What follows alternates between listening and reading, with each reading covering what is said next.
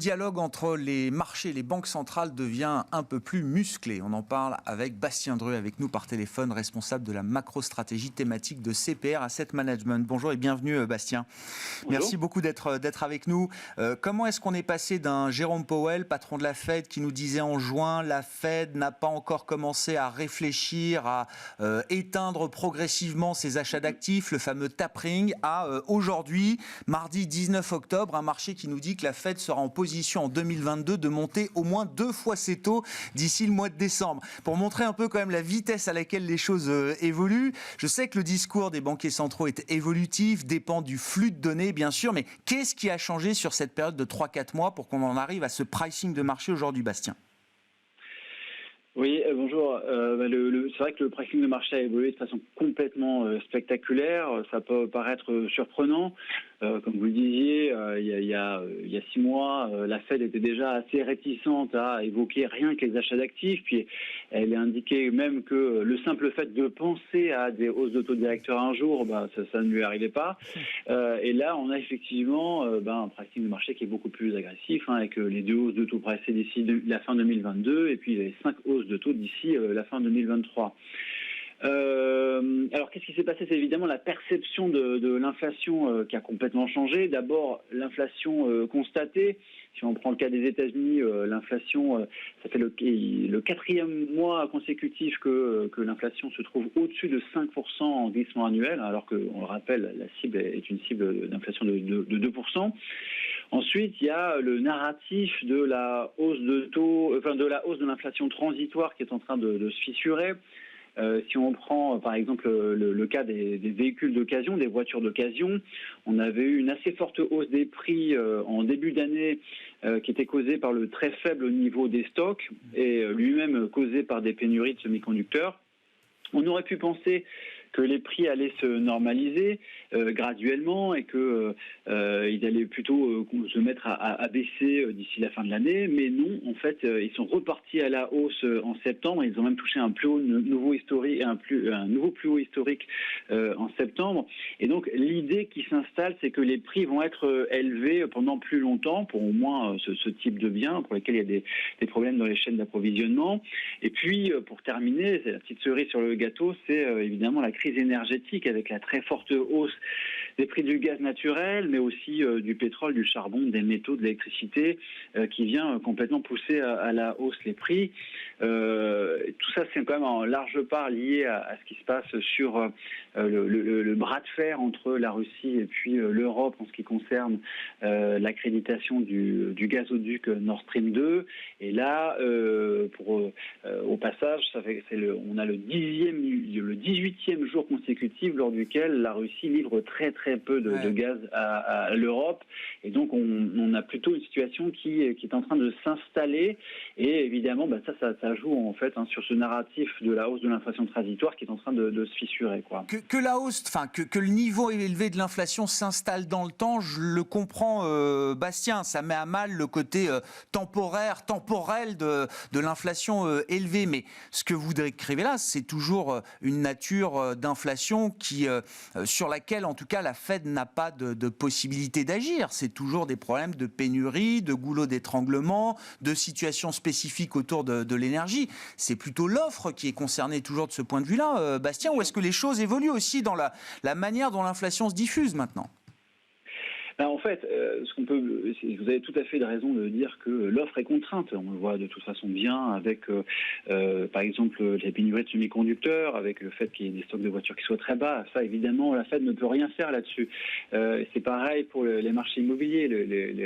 L'offre, elle est contrainte. Ce qui se dit, c'est qu'il manque 5 millions de logements aux États-Unis, et évidemment, la Fed ne peut rien faire à ça. Donc, on a une offre qui est contrainte, mais en parallèle, on a quand même une demande qui est extrêmement stimulée par des politiques monétaires qui restent extrêmement accommodantes. Les banques centrales continuent à acheter des dizaines de milliards, voire des centaines de milliards d'actifs tous les mois, avec des taux qui sont soit à zéro, soit en territoire négatif. Et la surstimulation de la demande face à une offre qui est contrainte, eh bien, ça vient très fortement faire progresser les prix. Et donc, l'idée qui commence à se mettre en place, c'est que peut-être qu'il n'y a pas besoin d'autant de soutien monétaire actuellement, parce que ça vient très fortement pousser les prix à la hausse, quoi. Et ça veut dire que du point de vue du marché, en tout cas, le tapering, la réduction des achats quantitatifs de la Fed n'est plus suffisant pour écarter le risque de surchauffe inflationniste. Oui. Alors pour le moment, on avait donc la prochaine étape de la Fed, c'est le FOMC de novembre, lors duquel il y aura il n'y a quasiment aucun doute l'annonce du tapering, c'est-à-dire la réduction des achats d'actifs. Donc les dernières minutes du FOMC, elles évoquaient 15 milliards de réduction d'achats mensuels tous les mois. On peut se demander si c'est un rythme qui est assez rapide, et puis on pourrait éventuellement imaginer que cette réduction elle soit plutôt de 20 milliards d'achats mensuels tous les mois, ce qui permettrait de gagner 2 mois et puis de terminer le quantitative easing en avril. Il y a aussi des possibilités d'associer au tapering, c'est-à-dire à la réduction des achats d'actifs, des conditions sur le fait que sur l'inflation, si jamais l'inflation elle progressait encore par rapport au niveau actuel, qui sont déjà très élevés, on est au-dessus de 5% aux États-Unis, on pourrait avoir une condition, un certain seuil au-delà duquel le QE pourrait s'arrêter brutalement. Donc oui, effectivement, là, la question, c'est que cet arrêt des achats d'actifs, c'est peut-être pas suffisamment pour le moment. Oui. Alors après, ça, je trouve que c'est important et c'est pas assez suffisant. Pour le moment, c'est vrai qu'aux États-Unis, il n'est pas question d'avoir des hausses de taux directeurs de façon prématurée, mais je dirais qu'il faut quand même être attentif à certaines choses, et notamment les anticipations d'inflation. Parce que ce que Powell a dit d'entrée de jeu quand il avait annoncé sa stratégie d'average inflation targeting, c'était à l'été 2020, il avait dit d'entrée de jeu, si les anticipations d'inflation dépassent certains niveaux qui sont compatibles avec la stratégie d'average inflation targeting, nous n'hésiterons pas à agir. Et ça voudrait dire que dans ces cas-là, si on avait les points morts d'inflation, ou si on avait des enquêtes qui montraient un vrai dérapage des anticipations d'inflation, eh bien le jeu pourrait complètement changer, que cette séquence qu'on a d'abord le tapering, c'est-à-dire la réduction des achats d'actifs, ensuite les arrêts d'achat d'actifs, puis les hausses de taux directeurs, ça pourrait complètement changer. Donc je dirais que, et c'est peut-être quelque chose qui n'est pas assez surveillé, on a des anticipations d'inflation qui sont en train de progresser, et je pense que les membres du FOMC sont de plus en plus nerveux à ce sujet-là, et que s'il y avait vraiment un dérapage, eh bien la configuration pourrait complètement changer. Est-ce que la publication de la première estimation de croissance aux États-Unis pour le 3e trimestre, qui interviendra avant le prochain FOMC, la prochaine réunion de la Fed 2 et 3 novembre, Bastien, est-ce que cette publication va refroidir un petit peu tout le monde ? A priori, le chiffre, en tout cas en vitesse, en croissance, ne va pas être bon. On était sur l'idée, il y a encore 2 mois, que le PIB américain serait peut-être de l'ordre de 5-6% en rythme annualisé pour ce 3e trimestre. Les indicateurs, les modèles en temps réel, notamment celui de la Fed d'Atlanta, nous dit on sera beaucoup plus proche de 1 que de 6. Oui, donc on a eu sur les 2 premiers trimestres une croissance qui était à 6,7, puis à 6,4, et là, ce qu'indique nos cases de la Fed d'Atlanta, c'est qu'on sera plutôt sur du 1,2% en trimestre sur trimestre annualisé, donc un vrai ralentissement. Ouais. Mais là, encore une fois, on peut invoquer quand même le fait que l'inflation pénalise la consommation, parce que quand on suit les chiffres de vente au détail, par exemple, il faut vraiment faire attention au fait que ce sont des chiffres qui sont nominaux. En revanche, quand on les calcule en évolution réelle, c'est-à-dire qu'on prend en compte l'évolution finalement des prix, on se rend compte que la consommation réelle, finalement, elle augmente très peu, elle est très largement freinée sur le T3 aux États-Unis, et là, on se rend compte que l'inflation vient pénaliser la consommation des ménages, et ça, évidemment, c'est quelque chose qui ne va pas passer inaperçu du côté de la Fed, et qui, paradoxalement, pourrait peut-être accélérer finalement la sortie des politiques accommodantes en ce qui concerne la Fed.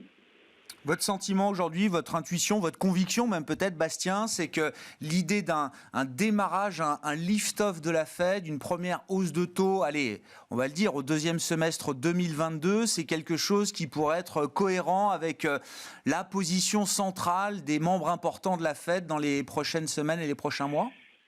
Oui, je pense que c'est possible d'avoir une hausse de taux au deuxième semestre 2022.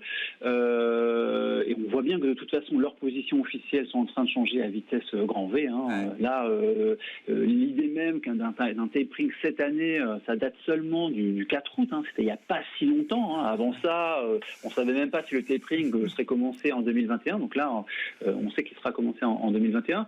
Et après, je pense qu'il faut regarder un peu tous les indicateurs. On a le chômage, le taux de chômage qui a quand même beaucoup baissé, le taux d'emploi qui a beaucoup progressé. On a des anticipations d'inflation, des niveaux d'anticipation d'inflation qui sont relativement élevés par rapport à ce qu'on a pu voir avant la crise Covid. On a également des chiffres d'inflation et d'inflation sous-jacente qui sont au-dessus de ce qu'on a pu voir avant la crise Covid.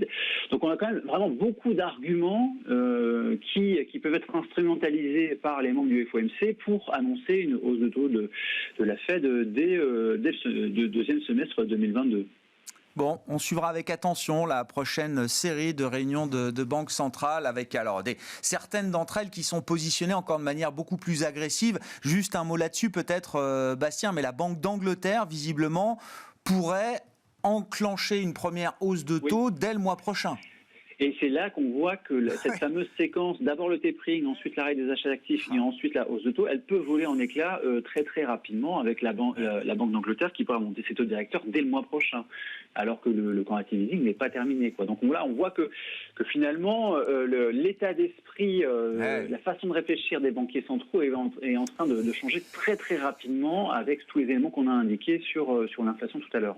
Le virage des banques centrales est bel et bien pris aujourd'hui. Merci beaucoup Bastien. Bastien Druck est avec nous par téléphone, responsable de la macro-stratégie thématique de CPR Asset Management.